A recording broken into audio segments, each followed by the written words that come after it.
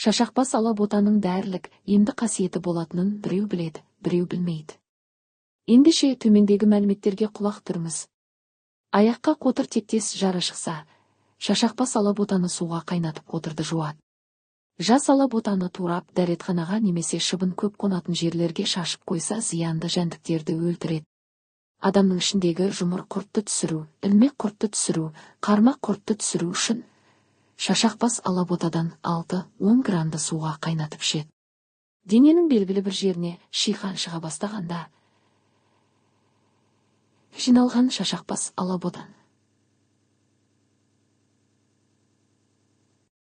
Шашақбас алабота көбінесе сыртқы денеге лайықты мөлшерде жағып қолданылатын дәрі есептеледі. Қолдану мөлшері 3-10 грамм шамасында.